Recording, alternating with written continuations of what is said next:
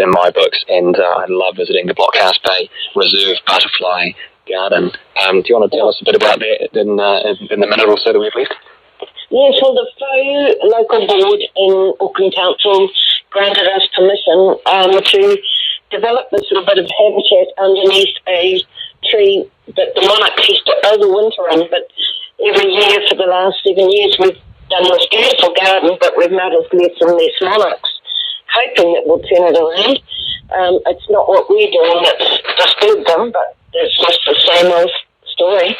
So it's a lovely little sanctuary where you can go, and these colourful flowers, and there's male monarchs flying around and around and around waiting for female monarchs to come along. And it's rather glorious. And we've now got red admirals in that park as well. Whether they stay there or not, we don't know. And I'm hoping to get some copper butterflies, which are tiny little butterflies, not much more bigger than You're tuned to the Pacific service of Radio New Zealand. We'll be off the air now for about 30 seconds for an aerial change. When we come back, we'll be beaming our signal to listeners in Australia, Bougainville, the Solomon Islands. Please stay tuned.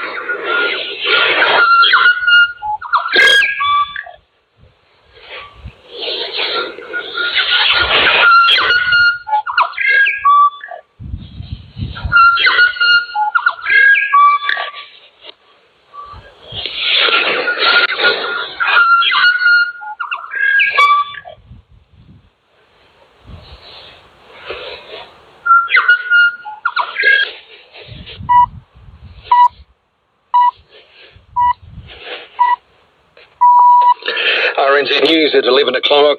Good evening, I'm Mark Leishman. The Police Commissioner has proposed cuts to restructure the organisation's executive leadership and the team supporting them. Richard Chambers today unveiled the plans he signalled when first appointed to lead the police, saying it will reorganise the most senior leaders to deliver the strategy needed for New Zealand. Across the executive for police and also the groups which support the executive, approximately 37 positions are going to be disestablished. Some of those roles will be consolidated, so there are 20 new roles, but a net reduction of approximately 17 positions. Richard Chambers says it will mean a much leaner, more focused and efficient leadership team. Consultation on the proposal with police staff will remain open until February the 10th. Labour is defending a state-owned enterprise that appears to be in the government's firing line. While the government is rolling out asset sales this term, the Prime Minister has hinted National will campaign on it. The Economic Growth Minister, Nicola Willis, says people want investment in schools and transport infrastructure, but aren't saying to her that they want more investment in the property valuation company, Quotable Value. But Labour's Barbara Edmonds says QV is different to private valuation companies. If you say you sold that off and you split it up, how do you know which is the valuation that you should be using? Is it NV? Is it CV? Is it QV? It creates a competition within the valuation market. So you kind of sometimes need the government valuation because that's what's used across the board. Barbara Edmonds says Labour has no interest in privatising assets.